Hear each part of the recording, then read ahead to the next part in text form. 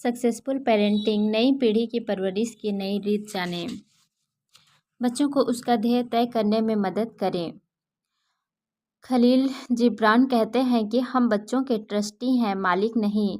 बच्चे का अस्तित्व हमसे स्वतंत्र है, उनके अपने विचार और कल्पनाएं हैं, उनकी महत्वाकांक्षा भी है।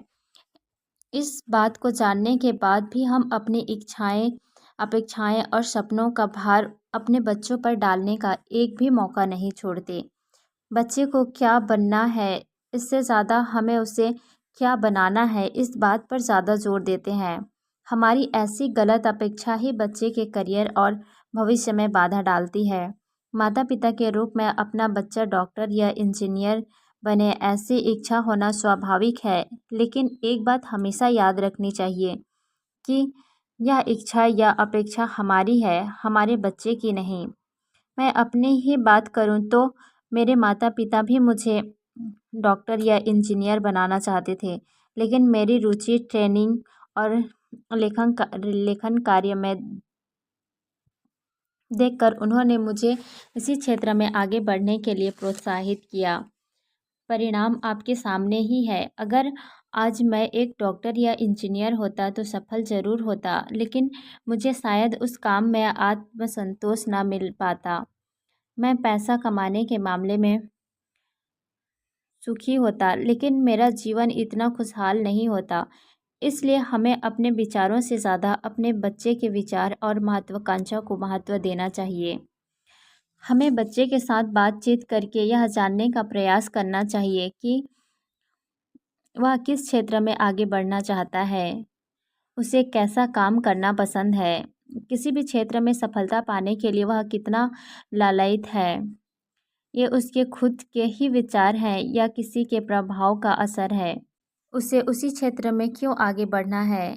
ऐसी बातें जानकर उसे जो क्षेत्र पसंद है उसमें कितने समय में कैसे आगे बढ़ना चाहिए, उस दिशा का ध्येय निश्चित करने में उसकी मदद कीजिए। एक बात का खास ध्यान रहे कि आपकी अपूर्ण इच्छाएं या अधूरे सपने बच्चों पर मत थोपना। पढ़ने की लड़ाई में वह अकेला ही सिपाही है। मेरी बेटी पढ़ती ही नहीं, मेरा बेटा पढ़ने बैठा भी नहीं और खड़ा हो जाता है। वो पढ़ता है तब उसकी नज़र किताब में होती है, लेकिन उसका ध्यान कहीं और। वो जितना पढ़ता है उससे बहुत कम मार्क्स आते हैं। पता नहीं, उसे पढ़ना अच्छा ही नहीं लगता। पढ़ने के मामले में ऐसी कई शिकायतें आपके मन में आती होगी। इसके उपाय के रूप में चैनल का केबल निकाल देना, टीवी बंद करके रख देना, बच्चे को डरा धमका कर पढ़ने बैठाना जैसे कई तरीके हम अपनाते हैं, लेकिन क्या हमें इससे हमारी समस्या का हल मिल जाता है? लॉ ऑफ इन्वॉल्वमेंट के हिसाब से बच्चे की भावनाओं, व्यवहार और मान्यताओं के साथ जुड़े रहिए।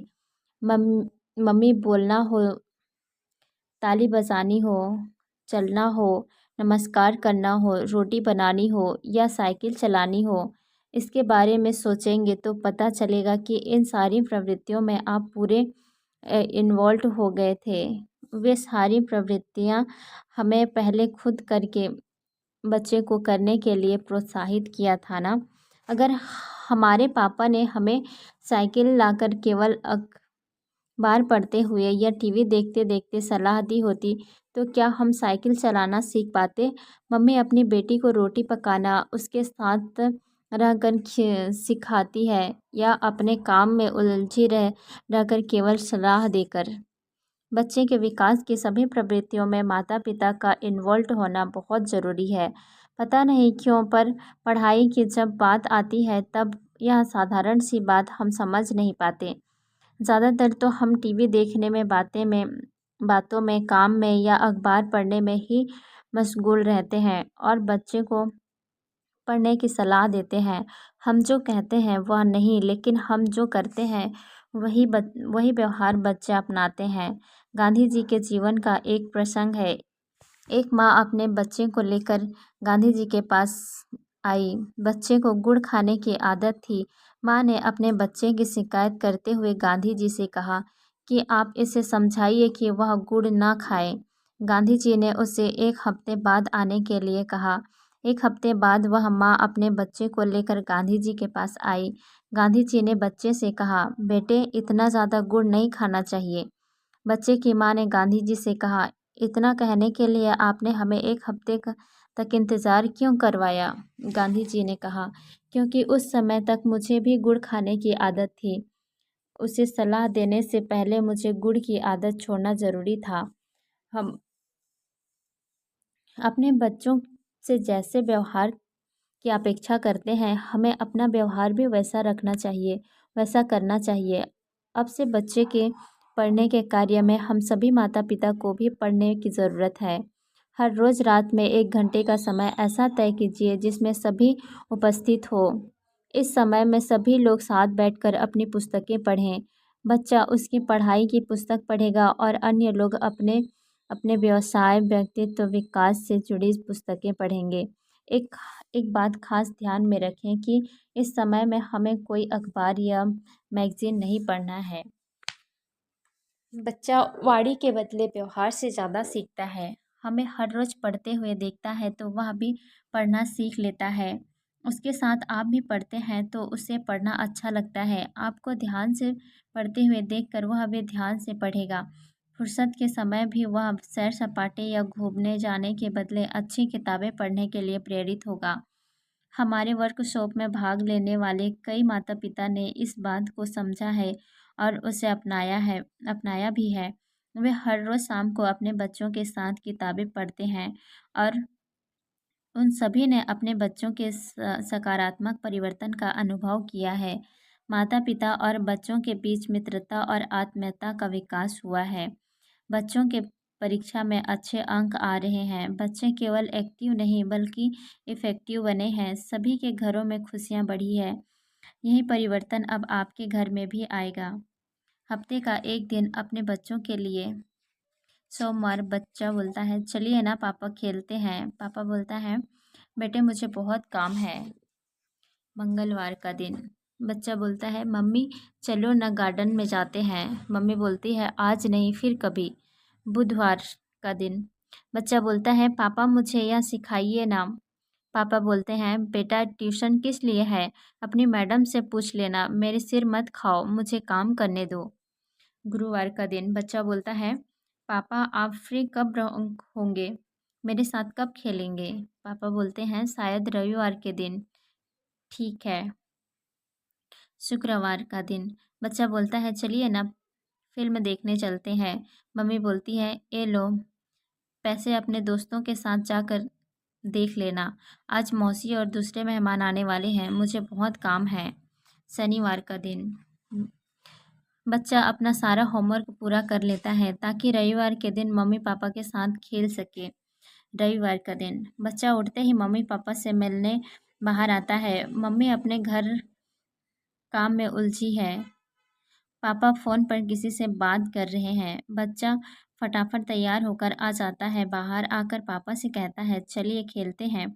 पापा बोलते हैं, बेटे मैं थक गया हूँ और शाम को रमेश अंकल की खबर पूछने हॉस्पिटल जाना है। बच्चा बोलता है, मम्मी तू जल्दी काम ख़त्म कर ले, हम खेलते हैं। मम्मी बोलती है, 2 दिनों के बाद तेरी परीक्षा है, जा पढ़ाई करने बैठ जा चुपचाप। अगर बच्चे को पैदा करने का समय मिल गया तो उसके लिए आपके पास समय क्यों नहीं है? अगर रिश्ते संभालने में वक्त मिल जाता है तो बच्चे की ज़िंदगी संवारने का समय क्यों नहीं है? मैं आप सबसे प्रार्थना करता हूँ कि अगर आपके पास बच्चे के लिए समय नहीं है तो प्लीज़ आप बच्चे के लिए कोई प्लानिंग मत करें। बच्चे के प्लानिंग के नाम पर हर माता पिता आज तक केवल पैसों का ही प्लानिंग करते रहे हैं, लेकिन बच्चे के उज्जवल भविष्य के लिए भी प्लानिंग करना बहुत ही ज़रूरी है। वरना आप जब अपने बच्चे के आश्रय में होंगे तब आप अपने ही करनी का शिकार बनेंगे। हार्ड वर्क स्कूल में डॉक्टर झिल बर्कमैन ने इस दिशा में गहरा संशोधन किया है। उनके संशोधन के अनुसार उन्हें माता पिता का प्यार न मिला हो ऐसे बच्चों में से 50% बच्चे 35 से 40 वर्ष की आयु में महारोग का शिकार बने थे। पिता के प्यार से वंचित रहने के कारण 82 वर्ष 82% लोगों को लंबे अरसे के बाद बीमारी लगी थी। जिनके माता-पिता के साथ घनिष्ठ संबंध थे, वैसे बच्चों के जीवन में डर, मायूसी, निराशा आदि नहीं थे, वह आत्मविश्वास से परिपूर्ण थे। उनका निष्कर्ष था कि माता-पिता का स्नेह, सहयोग बच्चे को बीमारी से बचाता है और अच्छी तंदुरुस्ती देता है। बच्चे को चॉकलेट या खिलौने देकर अपने समय की पूर्ति हो जाती है, ऐसा मानने वाले लोग मूर्ख हैं। लेकिन आप उनके जैसा नहीं हैं, इसलिए अपने बच्चे के लिए हफ्ते का एक दिन ज़रूर निकालेंगे, है ना?